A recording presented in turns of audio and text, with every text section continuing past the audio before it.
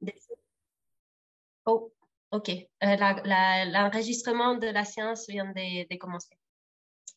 Et donc, les chefs de file doivent aussi être sûrs que les données qui vont rentrer dans la plateforme par rapport aux entités qui conforment son partenariat sont correctes. OK, on va voir ça et comment il faut le faire dans la plateforme. C'est très important parce que ces données-là vont être enregistrées dans une base de données et ils sont très important de bien les enregistrer. Donc, il y a certaines données à les avoir bien avant de commencer à mettre les données sur la plateforme. Aussi, j'imagine que vous aurez déjà travaillé sur le formulaire en Word, ce qui est un travail important et pour pouvoir partager ce travail avec les autres membres du partenariat. Bon, comment on accède à la plateforme? Beaucoup d'entre vous, certainement, vous avez déjà essayé et vous rentrez comme on faisait dans la période précédente, vous allez dans le CIGEFA, en fait, dans le site web du POCTEFA. Et dans la partie 21-27, vous verrez qu'il y a un petit symbole comme ça, comme vous voyez sur l'écran, CIGEFA 21-27. Et ça vous donne accès à la plateforme directe. Donc, vous verrez ça. D'abord, ici, on l'a séparé en 3 phases. Donc, d'abord, il faut enregistrer votre courrier électronique, apporter un code de passe. Et puis, après, vous accédez directement à nouveau sur votre compte. Et une fois que vous rentrez votre email et votre mot de passe, il va vous demander à nouveau un code de vérification que vous allez recevoir sur votre courrier que vous avez enregistré préalablement. Okay. Les codes et les identités pour entrer sont personnels et non transférables en fait. Chaque personne qui rentre sur la plateforme doit avoir son code d'accès. Voilà, quand on rentre sur l'appel à projet, vous verrez que vous avez, en ce moment, vous avez qu'une seule appel à projet parce qu'il n'y en a qu'une en cours. Au fil des années, il y aura de plus en plus. Donc, vous choisissez l'appel à laquelle vous voulez vous présenter, vous choisissez et vous verrez que vous pouvez même télécharger le texte de l'appel à projet qui est en français, en espagnol et en PDF. Vous pouvez les télécharger de là-bas. Donc, vous choisissez, vous cliquez sur Convocatoria 1. Normalement, après, ça devrait apparaître appel à projet en français. Et la première chose qu'il vous demande, c'est de faire l'identification de votre projet. Vous devez introduire les noms du chef de file, le titre du projet, l'acronyme, l'activité économique du projet, date de démarrage, date de fin de projet. Toujours la limite, c'est de 3 ans. Sélectionnez l'objectif spécifique et les domaines d'intervention du projet. Les parties que vous voyez en gris, c'est parce qu'il y a un dépliable et la plateforme vous propose directement un choix multiple. Vous devez choisir dans quelle activité économique votre projet se retrouve. L'objectif est spécifique, pareil, du programme. Vous choisirez et ça permettra après que d'autres domaines, d'autres champs sur votre formulaire se déplient, comme par exemple pour les indicateurs. Toujours, n'oubliez pas d'appuyer sur garder. C'est très important. À chaque fois que vous finissez de remplir les données sur une partie de votre formulaire, il faut toujours sauvegarder ce que vous avez introduit. OK, on a identifié notre projet et le système, la plateforme nous renvoie à nouveau sur un nouveau écran où il apparaît le nom du projet, l'acronyme et on a déjà créé la nouvelle candidature. Donc, on appuie sur les projets et on rentre dedans. On a mis en rouge cet symbole de la poubelle parce que si jamais vous avez voulu faire un projet pour essayer de voir ce que ça donnait et vous voulez l'effacer, vous pouvez toujours l'effacer à n'importe quel moment. Mais attention, n'appuyez sur ce bouton-là parce que ça pourrait faire disparaître votre projet, tout le travail réalisé. En haut à droite, vous verrez que si vous voulez changer des langues, vous pouvez choisir sur ES pour l'espagnol, FR pour le français. C'est assez intuitif. OK. Donc, une fois dans notre projet, on retrouve à nouveau les mêmes informations qu'on avait rentrées pour l'identification du projet, mais on voit déjà les différentes parties du formulaire, que vous les verrez en haut, en horizontal. Donc, on rentre dans l'identifiant, on voit les données générales qu'on peut toujours éditer et qu'on peut changer. Okay? On voit que, vous voyez que toutes les données qui sont à gauche peuvent être éditées à n'importe quel moment, juste avant d'avoir envoyé la candidature. On rentre les résumés dans notre langue maternelle et en espagnol aussi également. On indique si notre projet est de continuité ou pas. Et si on va une fois qu'on a rempli certaines parties du formulaire, on veut voir si on a tout bien rempli et si le formulaire a été bien enregistré, les parties qu'on a déjà remplies, on peut aller sur état d'avancement du formulaire des candidatures. Donc, on verra en vert les parties qui ont été remplies. D'accord? Donc, vous pouvez toujours aller la voir pour vérifier si vous avez bien enregistré toutes les données ou pas et quelles sont les parties qui vous manquent à compléter. Les entités partenaires, comment on les enregistre? Bon, il faut créer autant de fiches que de partenaires il y a dans les projets. Donc, 3 partenaires, 3 fiches. On va les afficher, on va les voir affichés à droite. Là, quand on a les B0, c'est entités, et à droite, on aura B1, B2, B3. Ça, c'est les fiches qu'en cliquant sur les titres de chacune, on rentrera dans la fiche des données de chaque partenaire. Il y en a 9 parties qu'il faut compléter. Il y en a certaines qui apparaissent déjà automatiquement, d'autres qu'il faut rentrer dedans et les remplir à fur et à mesure. Donc, les parties très importantes qui se remplissent automatiquement, c'est parce qu'il peut y avoir des entités qui ont leurs données déjà dans une base de données parce qu'ils avaient ces entités publiques et dont les FAD disponaient de leur CIF ou CIRE et certaines données officielles comme le responsable légal. Si votre entité n'a jamais été enregistrée préalablement, ça serait au chef de file de le faire. C'est pour ça qu'on demandait de bien avoir les coordonnées de chacune des entités qui conforment les partenariats du projet. On peut ajouter autant de partenaires à notre projet qu'on veut et toujours ajouter un organisme et continuer. Donc, comme ça, on aura une liste de tous les partenaires qui participent. On va toujours les identifier par le NIF et Sirène, dans le cas des Français et Espagnols. Ça, c'est comme on va les voir. OK, on rajoute l'entité, c'est comme ça qu'on le voit sur la plateforme. Qu'est-ce qui se passe quand une entité est enregistrée sur un numéro plus large, surtout dans les cas espagnols? Mais vous aurez une grande entité, une entité mère, qui pourrait avoir plusieurs entités qui sont liées à celle-là. Donc, vous pouvez rajouter toujours avec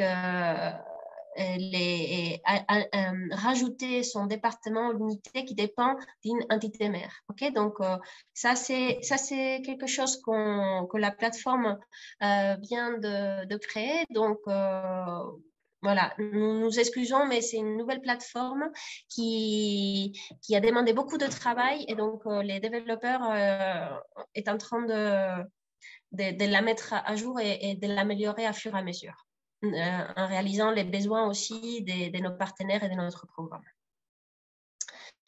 Bon, attention, c'est quelque chose qu'on a dit dès le début, il faut faire attention que les données qu'on a des entités, la première fois, elles sont officielles et correctes. Ici, la liste des données qu'il faut bien avoir sur la main. Pour les DIR 3, comme on a dit pour les partenaires espagnols, c'est un numéro officiel, surtout pour les entités publiques. Les NIC qu'on demande dans les formulaires des candidatures pour les partenaires français, et on l'extrait du CIRE. Le CIRE a 14 numéros et il est composé du CIREN qui a les 9 premiers numéros et les NIC, c'est les 5 derniers numéros du CIRE. Puis après, le nom de l'entité, département, unité, les responsables légaux de l'entité, la nature juridique, très important à faire attention aussi à bien l'enregistrer, si elle est publique ou privée, et même si elle est privée, pourrait être soumise aux règles de marché public, au code de marché public. Donc, attention à ça. Vérifiez bien que votre entité, même si elle est privée ou pas, elle pourrait être soumise aux règles concernant les marchés publics.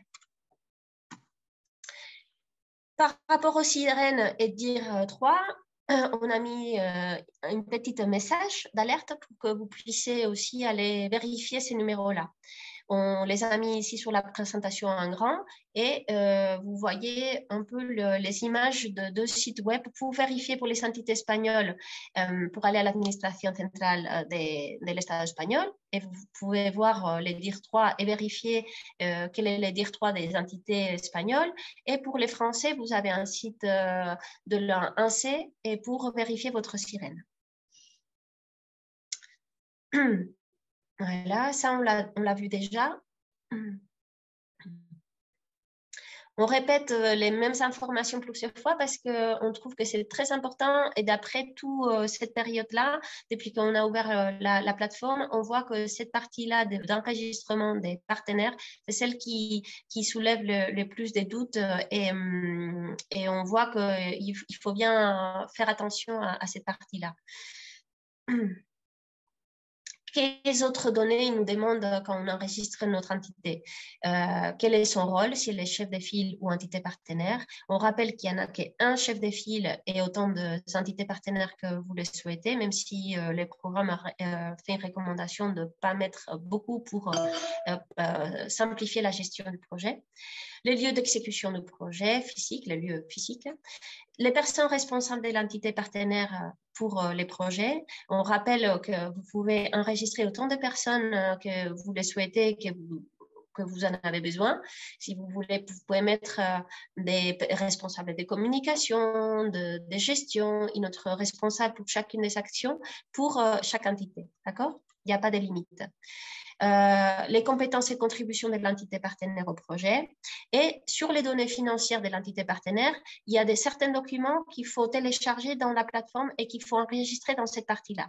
Donc, la plateforme vous permet de télécharger à ces points-là, dans le B17, certains documents, comme par exemple la déclaration de non-récupération de la TVA.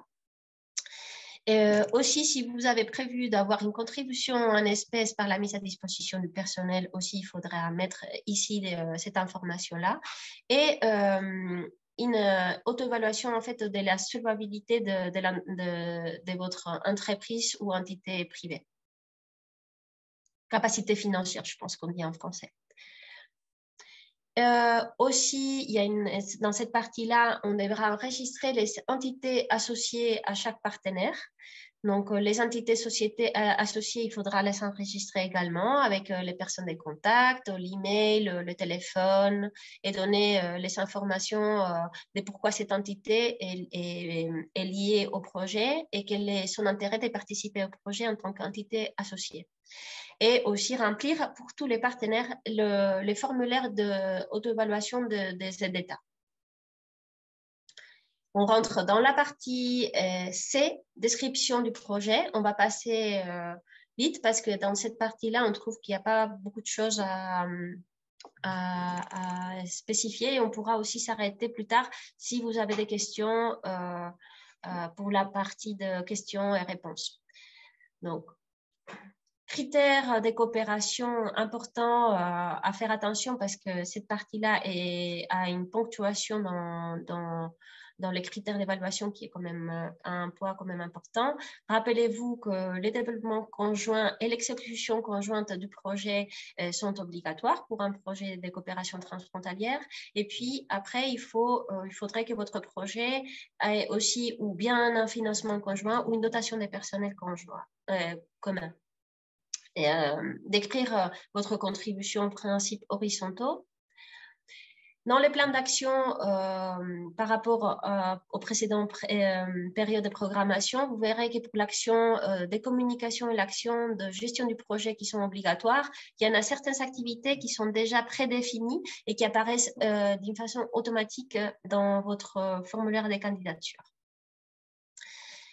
Puis, vous aurez à partir de l'action numéro 3 à remplir vos actions propres du projet. On rappelle qu'on vous conseille de réduire et de concentrer au moins minimum des actions propres, parce que sinon après, ça complique beaucoup la gestion de votre projet au niveau financier et administratif. Quand vous rentrez dans vos actions spécifiques, pour ces projets qui ont des investissements productifs et infrastructures, il faut indiquer combien. Et donc, à ce moment-là, vous aurez un dépliable qui va se créer pour chaque investissement et infrastructure que vous devrez remplir et aussi télécharger tous les documents qui vous sont demandés. Puis, on arrive à la partie des indicateurs. Important aussi à savoir qu'en fonction de l'objectif spécifique que vous avez choisi dans la première partie, dans l'identificatif de votre projet, vous aurez automatiquement une proposition des indicateurs. Donc, vous choisirez un indicateur de réalisation et cela va vous mener à un indicateur de résultats. Au moment qu'on choisit l'indicateur de réalisation, il va vous indiquer les périodes de livraison de ces justificatifs des indicateurs. Ça s'est fait plus ou moins, fait automatiquement par la plateforme. Okay? Attention, ici, on a vu que beaucoup d'entre vous demandaient comment les données qui apparaissaient. En fait, si les valeurs objectifs du programme est 12 et on veut atteindre une valeur de 12, votre projet, normalement, ne devrait pas contribuer de plus de 12 que tous les programmes, de tout ce qu'on a prévu d'ici à la fin de la période de programmation. Donc, ajustez bien votre quantification et votre contribution à l'indicateur en fonction de ce que le programme a prévu pour l'ensemble des projets qui contribuent à cet indicateur-là. Dans cette nouvelle plateforme, on a essayé que soit facilité votre suivi de projet. Donc, c'est pour ça qu'à un moment que vous allez bien remplir vos activités et indiquer la période des livraisons de vos livrables pour chacune des actions et les justificatifs de vos contributions aux indicateurs, vous verrez que dans les calendriers, vous aurez votre développement du projet séparé en différentes périodes de 6 mois. C'est des périodes qui correspondent au moment de le rendement de compte, en fait, au niveau de votre exécution physique, pas financière. D'accord? Donc, c'est tous les 6 mois, il faudra rapporter votre avancement au niveau physique et consécution des objectifs et des indicateurs. Dans la plateforme, vous le verrez comme ça. C'est séparé en différentes périodes et à chaque fois, il y aura un tic pour quand vous avez livré ou pas les livrables que vous avez indiqué que vous allez les faire. Et voilà, on finit par les plans de financement, que je vais passer la parole à mes collègues, Amélie Lalanne, responsable financière du programme. Et vous verrez que dans la plateforme, vous voyez, pareil comme dans les entités partenaires, vous verrez qu'il y a les données financières du projet d'un côté, pour tout ce qui est le FEDER, les cofinancements, autofinancement, les données financières de chaque partenaire, par poste ou catégorie de dépenses, et puis les données plus détaillées de chaque entité par rapport à la catégorie de dépenses. Mais je laisse la parole à Émilie qui va vous expliquer ça plus en détail. Merci, Émilie. Bonjour à tous, merci Elena de me passer la parole. Je vous propose de rentrer directement sur la plateforme réelle pour que vous puissiez voir un petit peu comment ça se passe en réel. Donc, on a créé, alors attendez, une fausse opération, hein, évidemment, pour vous montrer un petit peu comment ça se passe. Est-ce que vous pouvez me confirmer, Elena, tu peux me confirmer que vous voyez mon écran? Ok. Donc là, je rentre comme un partenaire chef de file. C'est ce qui va vous arriver quand vous allez créer votre projet. Donc, vous allez vers la convocatoria. Alors, je suis en français. Il y a encore un certain nombre d'aspects qui ne sont pas encore bien traduits en français. Donc, certains d'entre vous, peut-être que vous serez plus à l'aise dans la version espagnole. Convocatoria, c'est l'appel à projet. Donc, on est en train de traduire et de travailler les traductions. Ce n'est pas annonce, c'est appel à projet qui devrait apparaître ici.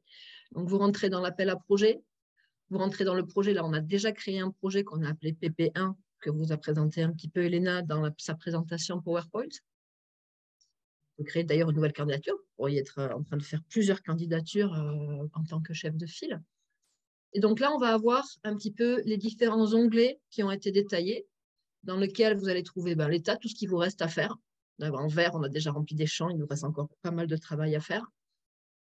Dans identifier, en fait, c'est identification du projet. Donc là, on va créer le projet, ce que vous a montré Elena. Donc, ce sera la première chose qui vous sera demandée.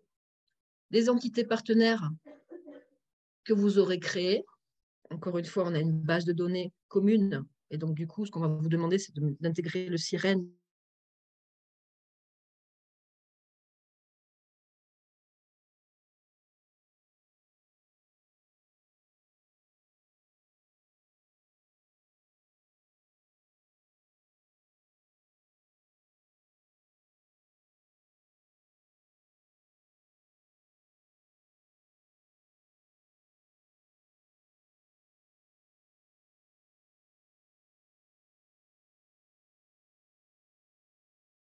Il y a la partie...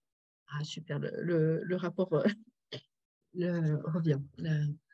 Le plan financier n'est pas encore prêt. C'est-à-dire que c'est la partie où vous allez indiquer le FEDER que vous demandez au projet.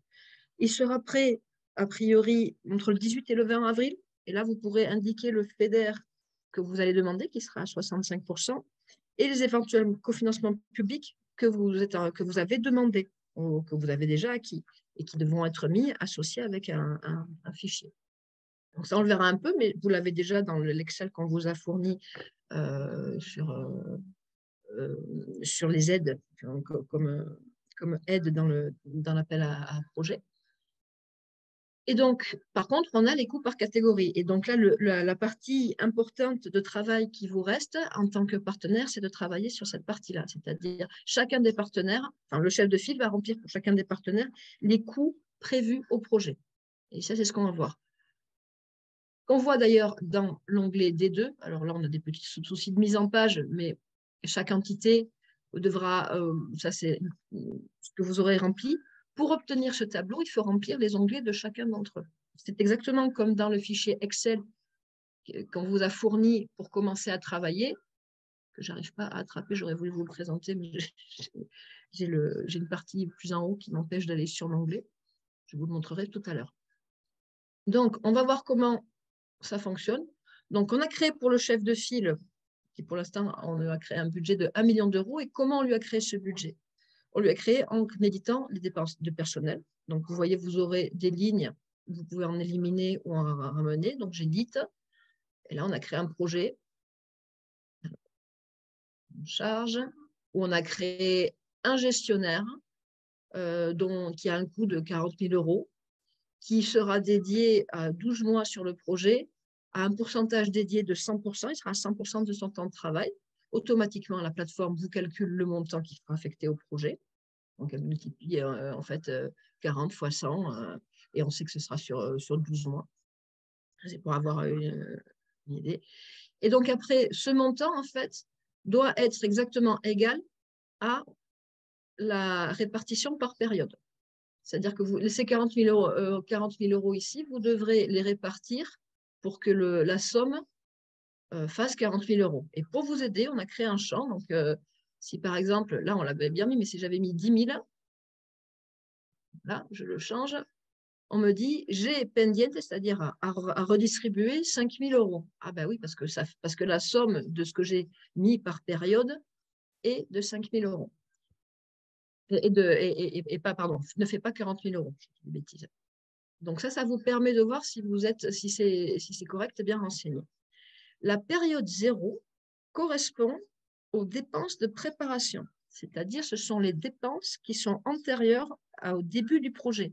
Souvenez-vous, quand vous saisissez ici dans l'identifiant, qui devrait s'appeler identification du projet, vous avez une date de démarrage et une date de fin. Cette date de démarrage et de date de fin ne peut pas excéder 36 mois, 3 ans, mais le programme, comme vous l'avez vu dans le manuel, vous permet de prévoir les dépenses qui sont antérieures.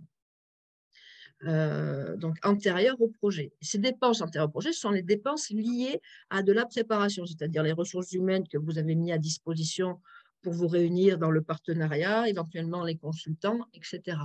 C'est cette partie-là qu'on va retrouver, vous mettrez dans la période 0 du projet. Donc, je reviens dedans, je reviens sur le chef de file et Alors, des fois, il apparaît comme période de préparation, des fois, il apparaît comme période 0. Ça fait partie des choses qui sont encore qu'on est en train de corriger au fur et à mesure. Et voilà, période 0, c'est la période de préparation. Et donc, la somme des périodes, là. Alors là, je vais de suite indiquer quelque chose qui est resté ambigu le jour du séminaire, enfin, du lancement du projet à Victoria, pour ceux qui étaient là. Est-ce que vous serez obligé de faire tous les 6 mois une déclaration de dépenses? Non. Ça, c'est surtout pour les indicateurs de réalisation que Elena a montré tout à l'heure.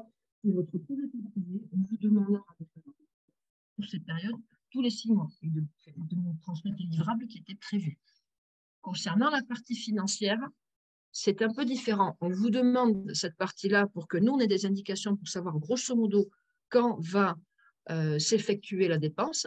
La période, elle est de 6 mois en 6 mois à partir du date de début du projet. Mais vous pouvez tout à fait le mettre qu'à la fin, ou on peut mettre une période à 0 parce que les premiers 6 mois, vous n'allez pas remonter les dépenses et vous allez les remonter que la deuxième partie des 6 mois. Ou par exemple, la personne, elle travaille que sur la fin du projet, vous la mettez qu'en période 6. Donc ça, techniquement, c'est ce qu'on attend de vous. Vous pouvez évidemment ajouter, donc on garde, il y aura marqué enregistrer à un moment donné plutôt que garder. Vous pouvez aussi ajouter une dépense. Automatiquement, chaque fois que vous allez saisir des dépenses de personnel, un montant de dépenses de bureau et administratives va se calculer. Comme on vous l'a expliqué, 15% automatiquement se génère. Donc, la somme des dépenses de personnel, on va chercher le 15% et automatiquement, on rajoute 16 312 € dans le cas présent. Ça se fait automatiquement. Les 6% de la même façon. Ça, ce sont des coûts simplifiés qui, dans le futur, si votre projet est approuvé, il n'y aura pas de justificatif à fournir. Donc, ce sont les 2 coûts simplifiés qui sont mis et qui dépendent des finances. Concernant les frais de compétences et services externes, donc typiquement, vous allez avoir tout ce qui est externalisé, matière grise. Là, vous pouvez ajouter de la même façon les dépenses que vous avez prévues. On va ajouter une dépense. Vous avez besoin de faire une étude. Cette étude, elle a un coût de 10 000, par exemple. Vous en avez prévu 3. Automatiquement, on calcule 30 000 €. Voilà. Et après, ces 30 000 €, on doit les répartir. Par exemple, j'aurai les 30 000 € parce que je pense qu'elle sera qu'à la fin, que ces études, elles seront à la fin, elles seront là. Si je rajoute et si je me suis trompée, on verra qu'il me dit « Ah ben non, vous avez mis 10 000 € de trop. » Voilà. Donc, ça, c'est le fonctionnement qu'on attend de cet aspect-là. Concernant les équipements,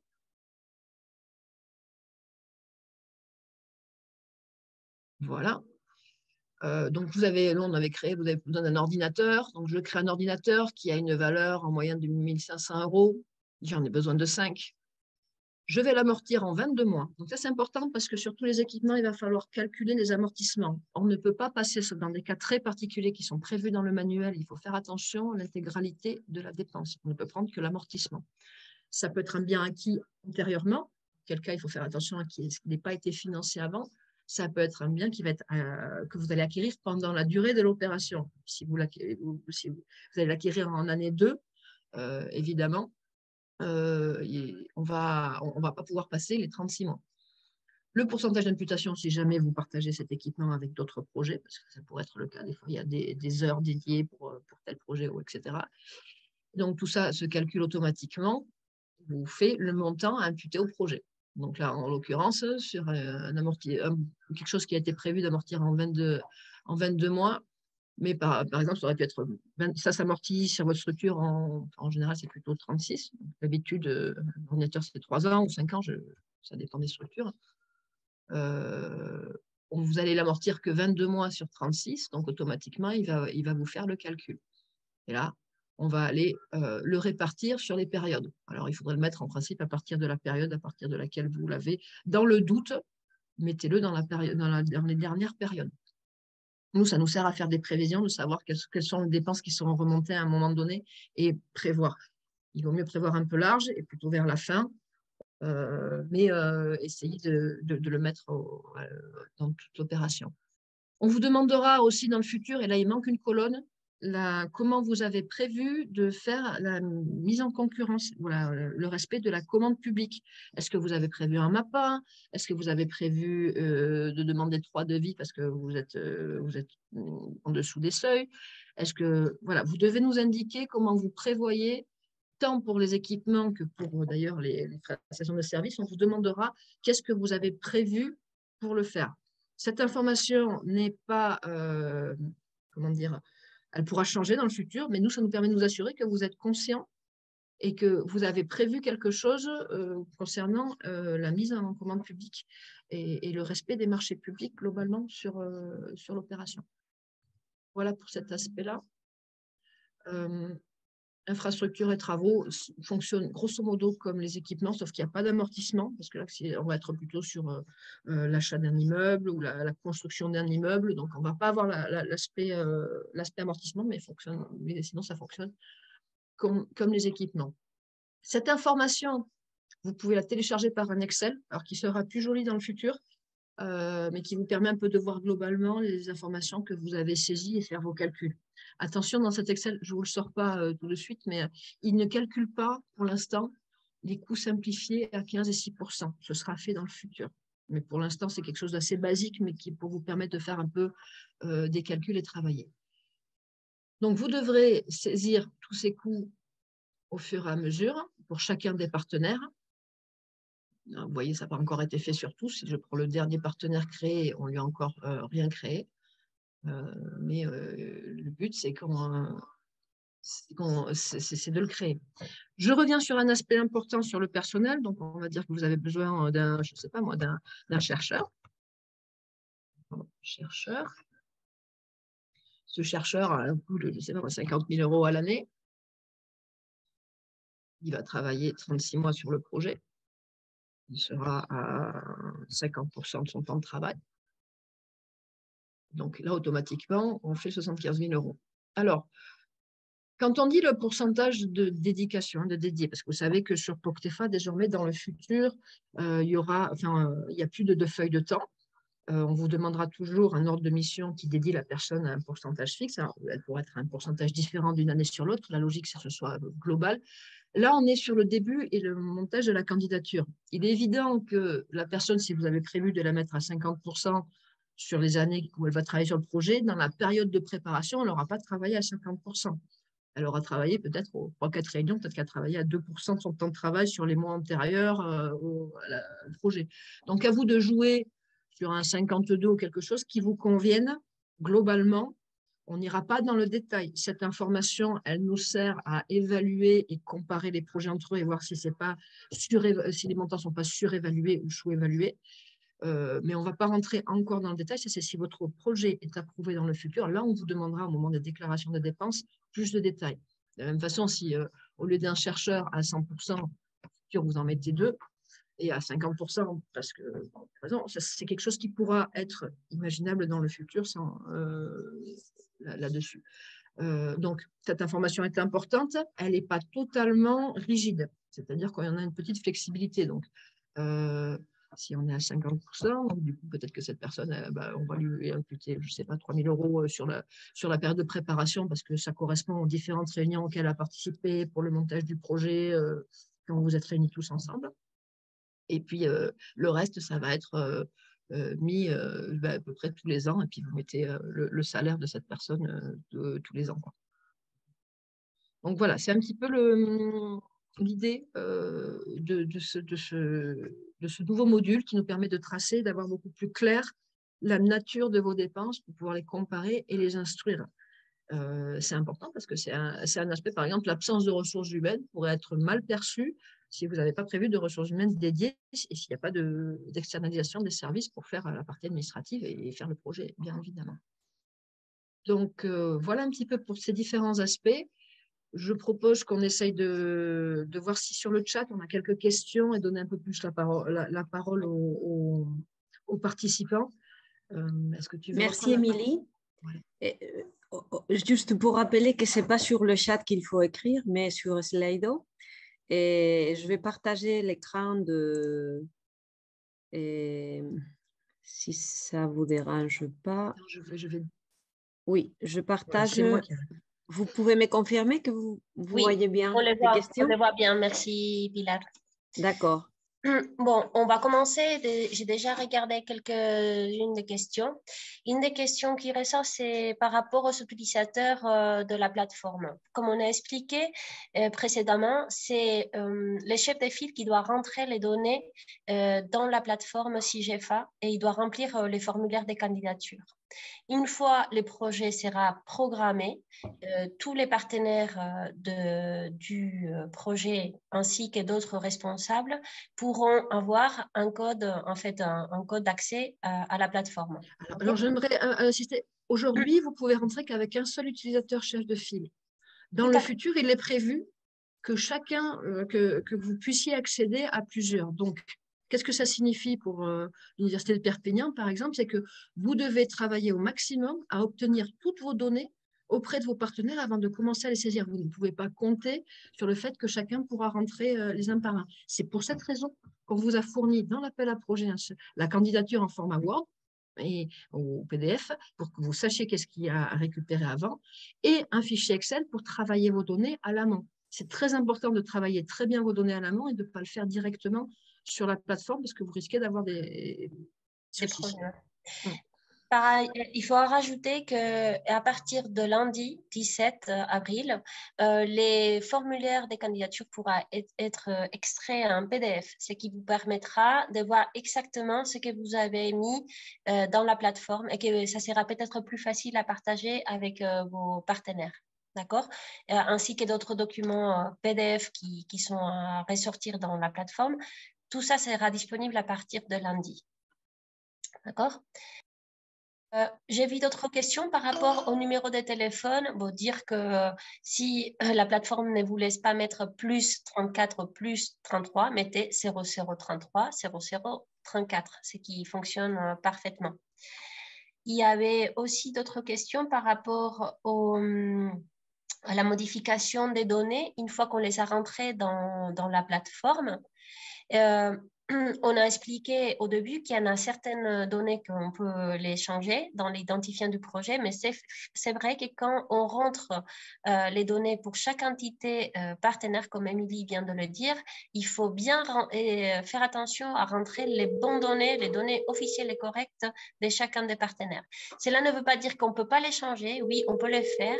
Il est prévu qu'au futur, vous-même, chaque entité pourra changer ses données dans la plateforme, mais pour l'instant, ce n'est pas possible. Donc, si jamais vous faites une erreur très importante, comme vous avez mal mis les cirets ou le dire ou d'autres informations comme les noms du responsable légal de l'entité, on vous demande de nous contacter directement et on fera ces changements nous-mêmes dans cette base de données. D'accord? Dans les futurs, vous pourrez les faire vous-même.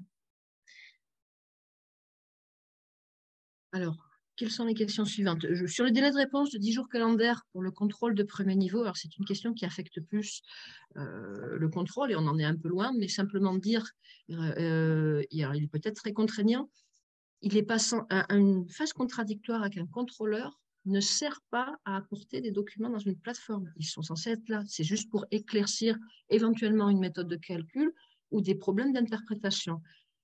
Le problème aujourd'hui, et c'est un des soucis qu'on a sur la période actuelle, c'est que les phases contradictoires servent à fournir des pièces qui devraient déjà être en ligne. Donc, on perd le bénéfice de la pièce et une fois que le contrôleur la reçoit, ben après, il a besoin de l'interpréter, de comprendre quelle a été votre logique. Donc, c'est très important d'avoir des pièces. Là-dessus, on travaille sur une plateforme qui est avec beaucoup plus de menus déroulants et intégratifs pour pouvoir vous obliger à avoir un dossier complet parce qu'en fait, les 10 jours, c'est juste pour apporter une explication, dire non, j'ai calculé comme ça ou non, je me base sur enlever un doute, éclaircir un doute au contrôleur.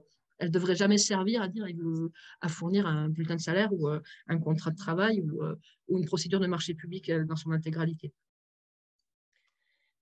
J'ai vu des questions par rapport à l'action des communications. Il y a un moment donné, il y avait des questions par rapport au plan de communication et qu'est-ce qu'il faut fournir comme pièce ou de livrable pour un acte de communication. Mais la question la réponse, ça va être un peu pour tous les actions et tous les livrables à apporter. Il faut que ça soit des choses tangibles. Donc, ça peut être une photo, ça peut être un compte rendu d'une réunion avec les photos intégrées dans cette compte rendu avec la liste des participants, l'ordre du jour. Si c'est un acte de communication, ça peut être un événement de lancement du projet. Donc, faire bien attention à prendre toujours des photos et des preuves comme quoi cet événement a eu lieu. Et par rapport à n'importe quel autre livrable, il faut que ce soit des choses concrètes qu'on puisse matérialiser et qu'on puisse après avoir un livrable tangible. D'accord? Vous envoyez un code d'authentification à un seul utilisateur, donc aucune autre personne ne peut avoir accès au projet. Effectivement, pour l'instant, seul un utilisateur l'utilisateur chef de file peut accéder à la plateforme. Et effectivement, comme le code d'activation, alors ce sont des mesures pour justement éviter les partages, c'est des mesures de sécurité qui aujourd'hui nous sont imposées, nous posent souci à nous aussi des fois. Donc, ce que vous pouvez faire, c'est travailler après, vous fournir entre vous les codes d'activation si jamais vous avez besoin de rentrer à plusieurs, mais il y a une réelle difficulté là-dessus et on travaille à faire en sorte que vous puissiez rentrer à plusieurs utilisateurs, mais certainement, cette fonctionnalité ne sera pas possible avant la fin de la candidature. Donc, si vraiment, enfin, ce sera à voir, mais il faut vous organiser pour que la personne qui saisit l'opération puisse avoir accès régulièrement à ces aspects-là. Et fournir le PDF pour voir aux autres pour voir si l'information est correcte. Serait-il possible de mettre les NUTS 3 par ordre alphabétique ou encore mieux les présélectionner selon la région choisie? Alors, on travaille là-dessus, justement, on leur a donné la liste des NUTS et c'est vrai que c'est un petit peu chaotique et on leur a demandé déjà de mettre d'abord ceux du programme POCTEFA parce que déjà ça facilitera un petit peu. On a encore du travail sur cet aspect-là à fournir pour rendre plus simple l'usabilité effectivement du code NUTS. Il y a un budget minimal préconisé pour un partenaire. Ben non, les projets, il faut qu'il y ait un minimum de 200 000 euros. Alors, préconiser, moi, j'aimerais mettre juste des trucs. Faire un POCTEFA pour très peu d'argent, c'est beaucoup de travail pour pas grand-chose. Donc, ça ne veut pas dire... Il n'y a pas de plancher, c'est clair, mais faites attention à ces aspects-là. Ça vaut pas toujours ça vaudra jamais le coup de rentrer sur un POCTEFA pour 5 000 euros. Ça, c'est une... Ouais, je me suis posé la question si cette question n'a pas été posée par rapport aux partenaires andorrans, que j'ai vu aussi une autre question avant. Et en fait, les partenaires andorrans, on n'a pas trop parlé d'eux dans cette présentation, mais on enregistre leurs données de la même façon qu'on enregistre pour les Français et les Espagnols. Et donc, voilà, sauf qu'on ne donne pas autant de détails parce que, comme vous le savez, ils ne sont pas récepteurs du FEDER. D'accord, mais il n'y a pas un minimum, comme Émilie le dit, ni pour les Français, ni les Espagnols, ni les Andorrans non plus. Par projet, 200 000 euros minimum, par contre, par projet, la somme de tous les partenaires. Ah, on a perdu le slide. Nous sommes plusieurs personnes à travailler sur le même projet. Comment travailler de manière collaborative? Je vois que la question revient. On va voir si on peut faire quelque chose d'ici la fin de l'appel, mais ça va être compliqué. Normalement, il n'y a que le chef de file qui peut travailler là-dessus. L'ordre de mission avec le pourcentage de temps de travail doit-il être fourni à la candidature? Non. Par contre, si votre projet a déjà commencé ou si vous avez déjà commencé à travailler, je vous invite à les faire dès aujourd'hui parce que la seule manière de justifier vos dépenses sera d'avoir l'attestation de dire je dédie telle personne à travailler à 5%. Donc, même pour vos réunions de travail qui sont antérieures au dépôt de projet ou le travail que vous faites actuellement, il en faudra une et elle devrait être faite avant au début du projet, avant le début de la dédication du temps. Concernant la question s'il n'y a pas de répartition du budget par action, oui, en effet, il s'agit d'une nouveauté. Dans cette période-là, il ne faut pas informer du budget par action. OK? Alors, concernant le code NAS, je ne sais pas s'il ne correspond pas aussi à une erreur, on ira voir, mais a priori, on a pris celui de Eurostat, donc à moins qu'il y ait eu une erreur. Si la personne qui l'a eu peut nous dire en quoi, enfin, un point concret où elle a vu que ce n'était pas le bon code NAS, on pourra voir ce qu'il en est. Concernant la proposition de joindre des documents complémentaires, comme des infographies en gang, non. Et toute l'information du projet doit être écrite dans les paragraphes du formulaire de candidature pour faire une évaluation pareille pour tous les projets. OK?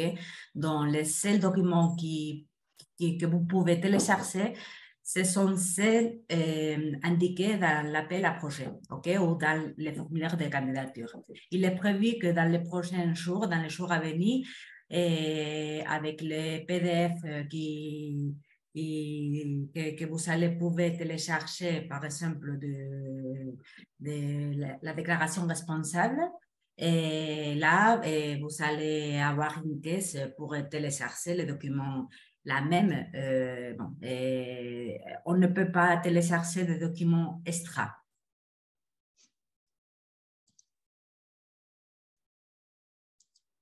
Alors, le PDF, il sera prévu dans pas longtemps. On a déjà répondu à cette question. Comment considérer les partenaires andorrans dans la structuration financière du projet? Alors, les partenaires andorrans, vous devez créer leurs dépenses parce que c'est leur participation. Ça se fait de la même manière que pour un partenaire français ou espagnol. La différence, c'est que quand vous aurez, je le répète, de 18-20 avril, vous aurez le FEDER à renseigner que vous demandez qui correspond au coût. Ben, évidemment, les Andorrans, ils ne peuvent pas toucher de FEDER parce qu'ils n'appartiennent pas à l'Union européenne. Ils ne cotisent pas. Donc, là, dans ces cas-là, ils seront à zéro et tout apparaîtra en autofinancement ou d'éventuels cofinancements s'ils en ont de leur gouvernement, etc. Le forfait pour les frais de déplacement peut se révéler insuffisant pour certains projets qui prévoient des missions sur le terrain. Peut-on y déroger? La seule dérogation imaginable pour des frais de déplacement, c'est dans le cas des projets de mobilité. C'est-à-dire, à partir du moment où la personne qui se déplace appartient à votre structure, elle doit rentrer dans les 6%. Par contre, si les frais de déplacement sont d'étudiants, par exemple, ou de personnel qui doit se faire former et vous payer, ça apparaîtra en prestation de service et vous devrez porter leurs dépenses. Genre, vous déplacez 30 personnes dans un autobus, vous passerez le frais de l'autobus en dépenses classiques à coût réel avec un marché public, etc. Ou si vous devez réserver un hôtel, parce que ce sont des gens qui sont en dehors de votre structure, mais toutes les personnes, toutes les entités et toutes les personnes qui ont des dépenses de voyage à l'intérieur de votre structure sont couverts par les 6%, et donc vous ne pouvez pas présenter ces dépenses à coût réel. Okay, on voit que la personne qui avait écrit par rapport au numéro de téléphone indique que le champ est limité à 10 chiffres. Bon, ben, merci de nous l'avoir signalé, on va vérifier ça et on va essayer d'adapter ces champs-là. De toute façon, c'est parce qu'on sait si vous êtes français ou espagnol, en fait. Donc, mettez le numéro sans l'indicatif. Tout à fait, mais on peut toujours avoir un partenaire qui soit en France et qui veut le mettre à un téléphone espagnol, on ne sait jamais. Il y a tellement de... Alors, la question précédente, dans quelle mesure les périodes de dépenses prévues à la candidature sont contraignantes? Donc, je répète ce que j'ai dit tout à l'heure. Les périodes qu'on vous demande de faire, elles sont indicatives. Elles nous permettent, à nous, en tant que gestionnaires et financiers du programme, de savoir, grosso modo, quand vont remonter vos dépenses. Donc, ce n'est pas hyper contraignant. Par contre, ça nous donne une idée, et un projet qui réellement se ralentissait ou ne prévoyait pas, on serait légitime, si ce projet est approuvé, de venir dire, écoutez, vous aviez prévu ça, grosso modo, on en est très très loin. Donc, c'est un aspect qualitatif et de répartition des dépenses, mais ce n'est pas un aspect contraignant. On ne vous demandera pas de faire 2 déclarations de dépenses par an. Je crois que c'est un aspect qui était resté ambigu lors du lancement du programme. Donc, je le répète, les périodes sont indicatives. Par contre, pour les livrables, ce ne sera pas indicatif. Vous aurez l'obligation de nous dire à quel point vous êtes au niveau de l'exécution physique. Pour la partie financière, on se tourne plutôt sur une déclaration par an, année comptable échue, dans les prévisions. Oui, dans cette nouvelle plateforme, on a un visuel de tableau de bord où on va pouvoir voir exactement les moments où vous avez indiqué que vous allez envoyer des livrables, que vous allez envoyer ou que vous avez donné comme date limite pour envoyer vos contributions aux indicateurs. Et ça va nous permettre à nous et à vous de voir si on est en train d'accomplir c'est auquel on s'est engagé quand on a déposé notre candidature. Donc, les suivis du projet, normalement, devrait être plus facile, autant pour vous que pour nous. D'accord?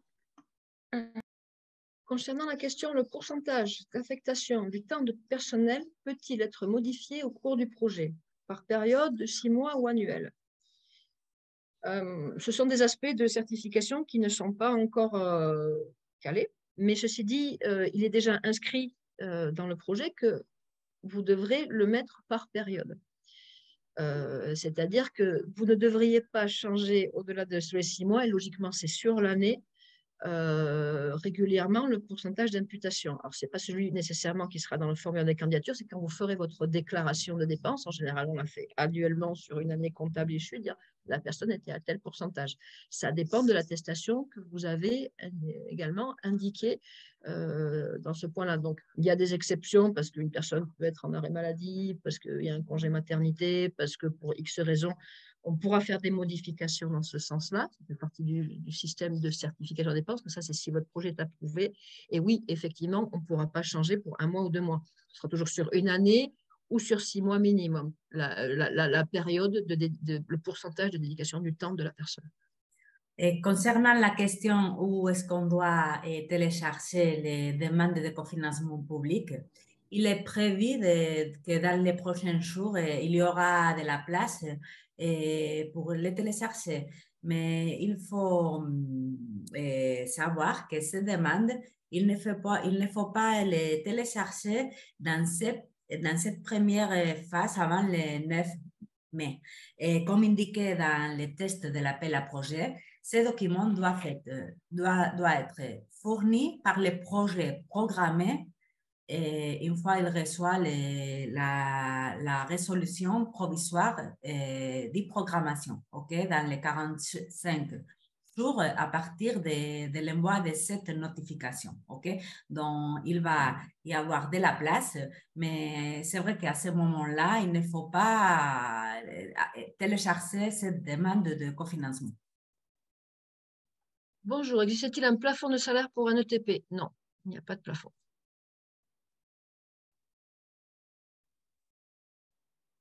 Une fois qu'un partenaire créé, il n'est pas possible de supprimer son profil ni de modifier certaines données. Comment faire si on s'est trompé?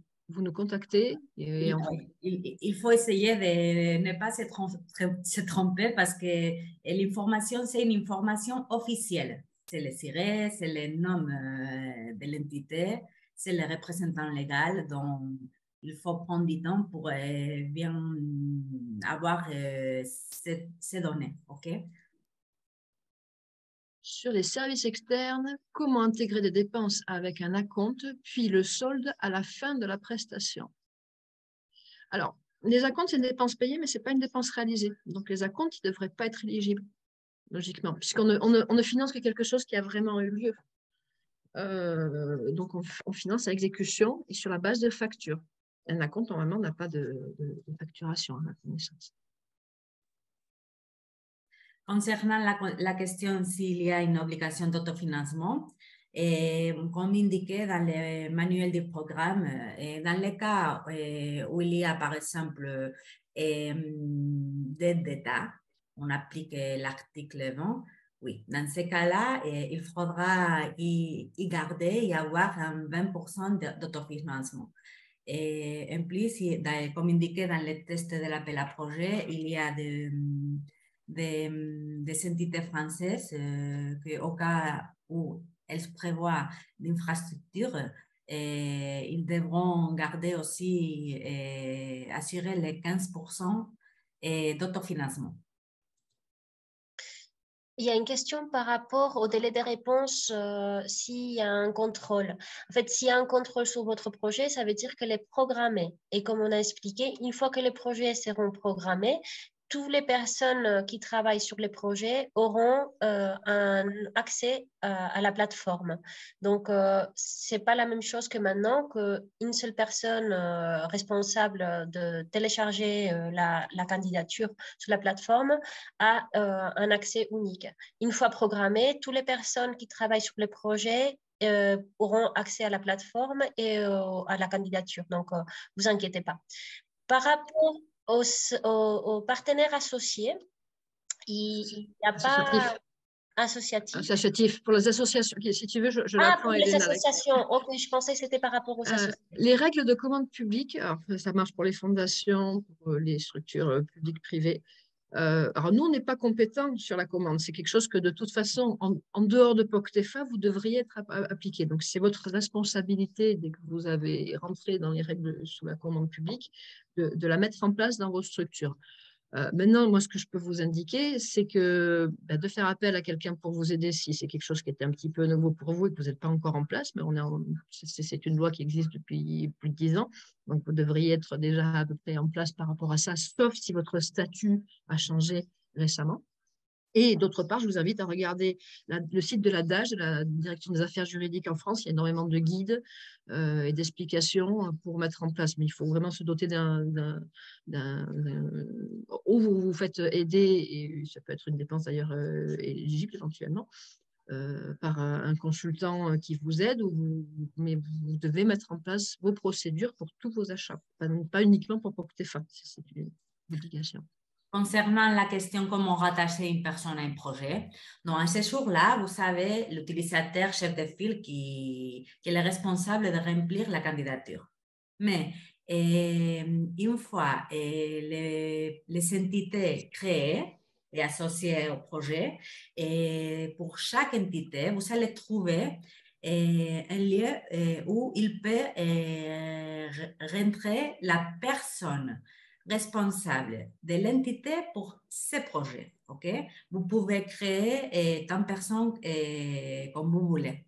Et dans le futur, les courriels que vous avez mis pour les personnes responsables de l'entité pour ce projet vont être des utilisateurs.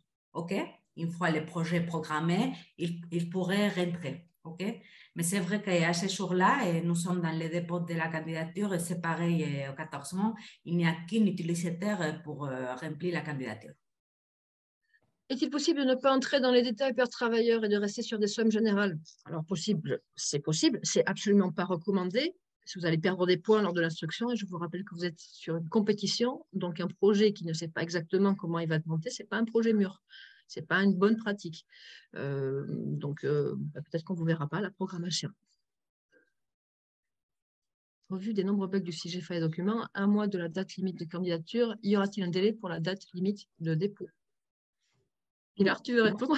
Oui, j'allais juste répondre que pour le moment, il n'est pas prévu de proroger la date limite de dépôt.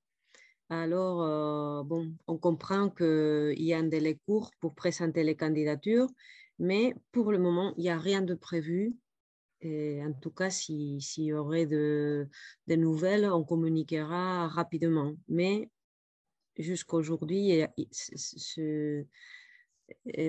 cette prorogation n'est pas prévue. Je propose de prendre la prochaine question. À un moment donné, il va falloir qu'on s'arrête parce qu'on a le webinaire avec les Espagnols par la suite. La mise en place du forfait de 6% dispense-t-elle de fournir les justificatifs, notes de frais, billets de train, frais d'émergement? Oui, c'est un coût simplifié. C'est bien pour ça qu'on l'a mis en place. C'est un des endroits où il y a le plus d'irrégularités, de difficultés. Ça prend beaucoup de temps à vous tous, à nous-mêmes, d'aller les vérifier et de les charger. Donc, ça vous évitera d'avoir à faire tout ça dans le futur si votre projet est approuvé. Je ne sais pas si on continue. Il est 11h30. On avait prévu... On avait prévu jusqu'à 11h45. Ah, on peut continuer alors. Par rapport au plan de communication, je pense qu'on a répondu avant. Et le plan de communication est il est prévu, oui, comme facultatif, mais il apparaît dans le plan d'action, dans l'action de communication. Donc, je ne comprends pas très bien la question. Voilà. Elle pourrait être reformulée peut-être par la personne. Concernant la question sur les dépenses de préparation, dans les formulaires de candidature, vous allez trouver bien une question. Le projet a des frais de préparation. Et après, dans les plans de financement, vous allez trouver aussi la possibilité, comme expliqué par mes collègues, de remplir les montants prévus. Okay? Et il a disparu comme une action.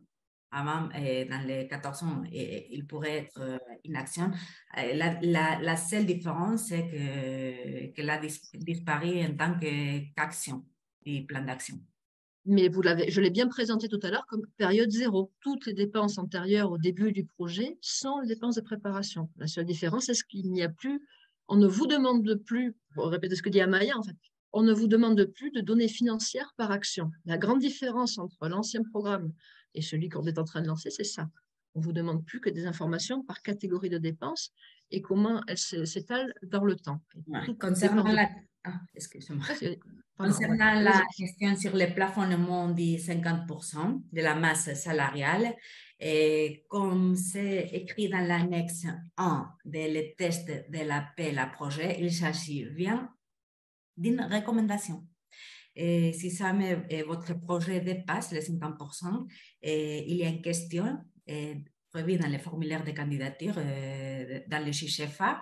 Et au cas où votre projet dépasse les recommandations de l'appel à projet, merci d'indiquer lesquelles, les justificatifs. Donc, c'est bien une recommandation.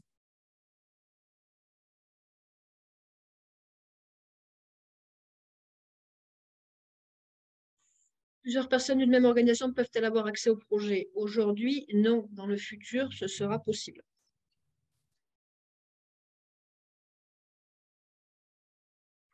Joindre les demandes de cofinancement. Oui, on l'a déjà répondu. Okay? Il est prévu dans le futur qu'il y ait une... Oui, et pareil pour la mobilité supérieure au 6%, ce n'est pas prévu.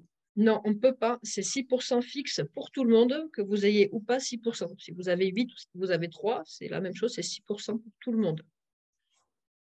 Il est possible d'éditer les documents en cours de ceci, oui, sauf les données officielles de l'entité.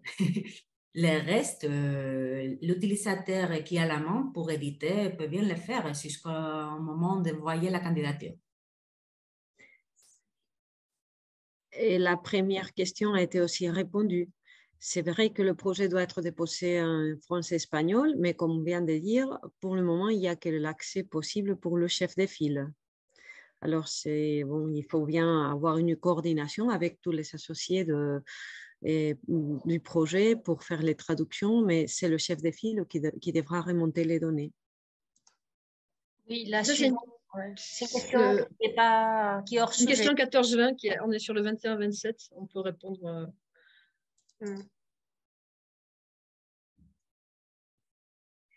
Et concernant s'il est possible de ne pas présenter des frais de personnel, oui, c'est possible. Mais dans ce cas-là, vous n'auriez pas les coûts simplifiés, mais c'est possible. C'est possible. Et c'est possible aussi le contraire. Une entité uniquement avec des frais de personnel, les coûts simplifiés. Un point là-dessus, c'est que ça, par contre, ça appellera probablement l'attention des services instructeurs de se dire comment ce partenaire pense assumer les tâches administratives de déclaration de dépenses s'il n'y a pas de dépenses de personnel. Et évidemment, vous n'aurez pas ni voyage, ni officine, ni administration et bureau.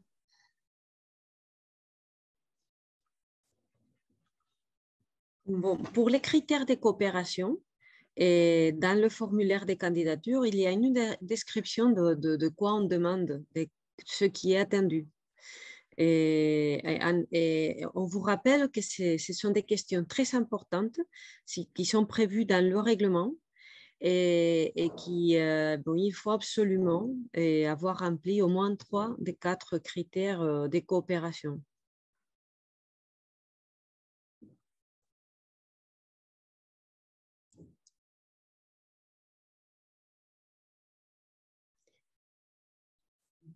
Je ne sais pas si, moi pour livrable, je ne peux pas répondre, je peux répondre pour les frais de personnel. Je ne sais pas si les collègues Vas-y, veulent répondre. Émilie, vas-y. Ok. Pour les frais de personnel, les coûts sont nominatifs. Peut-on ajouter de nouvelles personnes en cours de projet ou modifier celles prévues? Embauche, départ. Alors, oui, alors, les coûts sont nominatifs, vous n'êtes pas obligé de mettre le nom et de la personne. Hein. Vous pouvez dire un chercheur, un administratif, un agent, etc. Ça permet, cette information, à nous, elle nous sert à évaluer et comparer les projets, hein, très concrètement.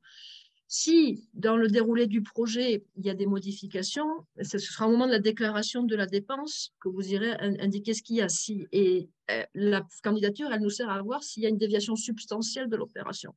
C'est-à-dire que si on s'écarte trop et que vous aviez prévu 2 personnes et tout d'un coup on se retrouve avec un projet où le partenaire, il en a 25, il est évident que le contrôleur, il va se poser des questions en se disant ce projet est en train de dévier très, très sérieusement. Donc, soit vous avez des arguments très clairs pour les expliquer pourquoi, mais probablement, c'est une modification du projet. S'il s'agit de, finalement, il n'y avait pas une personne qui pouvait l'assumer, mais vous l'avez mis répartie sur 2 au cours du projet, c'est moins substantiel. Et dans ces cas-là, ça pourrait être. Donc, du coup, il faut éviter de modifier, mais il y aura la possibilité de modifier, puisque c'est vraiment au moment de la déclaration que vous devrez l'indiquer que ce sera ferme. Concernant la communication, il y en a plein de questions. Bon, ce qu'on a fait, c'est d'introduire dans cette action les obligations pour les projets programmés, ok? Parce que jusqu'à la date, on avait les obligations de communication dans un guide et d'autre part, les projets indépendants avec ces actions de communication. Ce qu'on a fait, c'est d'intégrer les obligations de communication des règlements FEDER et du programme dans les formulaires de candidature. C'est pour ça qu'il vous apparaissent 10 livrables. Il y en a dans ces dizaines obligatoires et fortement recommandables. Okay? Donc, mais on vous a laissé une activité dans cette action pour vous laisser légèrement libre pour nous dire ce que vous allez faire dans votre projet, ok? Et au-delà de ces obligations. Okay? Il y a une question sur comment on peut intégrer des annexes à la candidature. Ça a été aussi répondu. Uniquement, oui. Vous devez saisir des annexes qui sont demandées dans le formulaire, mais s'il n'y a pas de choses qui ne sont pas demandées dans le texte de l'appel à projet ou dans le formulaire de candidature, il ne faut rien ajouter en annexe. On ne va pas les prendre en compte. Oui. C'est une compétition et tout le monde doit avoir les mêmes documents pour y analyser. Okay? Donc, le programme a défini la documentation à fournir. Oui, les formulaires en ligne est assez intuitif. Donc, à fur et à mesure que vous remplissez vos candidatures, vous verrez à chaque fois, la plateforme vous demande de télécharger ces documents-là qui sont obligatoires pour l'appel à projet. Et il y a une question sur comment intégrer les nouveaux partenaires. C'est le chef de file qui doit les intégrer. Ce n'est pas le partenaire à le faire. Oui, il y a la partie B d'entité du projet et donc on ajoute un partenaire et c'est à ce moment-là que le chef de file rentre chacun des partenaires et remplit les données pour ces partenaires-là. Oui, voilà. Et une candidature, c'est une personne, effectivement. Il y a 2 questions dans l'écran, mais ça a été aussi dit. Pour le moment, il n'y a que cette possibilité. Les livrables pour les activités obligatoires de l'action 1, donc l'action de gestion du projet, ils s'apparaissent automatiquement. Oui, mais c'est vrai que ces livrables concernent la gestion financière économique du projet. Et à ce jour-là, nous sommes en train de définir, de décider comment sera le circuit financier des dépenses, de déclaration des dépenses. Donc, c'est pour ça qu'on a mis un livrable très générique parce qu'il faut attendre que le programme approuve et communique les futurs circuits de déclaration des dépenses et à quel moment le chef de file devra faire son rapport, mettre à jour son rapport d'exécution. Okay? C'est pour cela que vous allez trouver les livrables de l'action 1 de gestion très générique, ok? Pour les projets programmés, approuvés, et une fois programmés, ils auront l'information, ok? Et il nous reste qu'une minute. Plusieurs questions sur les 6%. Je vais répondre peut-être là-dessus. Oui, les 6%, c'est à chaque fois que vous présentez, si vous présentez 100 de dépenses personnelles, 6 € se calculeront automatiquement en tant que voyage. Donc, après, si votre projet est approuvé, chaque fois que vous présenterez 100 € de personnel, 6 € seront considérés comme des dépenses de voyage. C'est pareil d'ailleurs pour les dépenses administratives.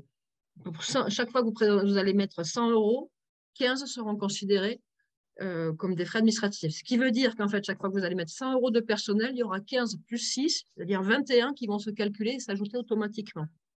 Et c'est ce qui couvre les frais de voyage et les dépenses indirectes de votre projet, de la lumière, de la location de votre siège, etc. Oui, et comme il y a des questions sur les lettres de soutien, on ne va pas les prendre en compte, alors ce n'est pas nécessaire de les apporter et aucun annexe est adapté. Si vous arrivez à le télécharger, on ne pourra pas les prendre en compte, ce n'est pas la peine. Les frais de stagiaire, les indemnités des stagiaires, ça va dans personnel. Oui, et pas de services extérieurs.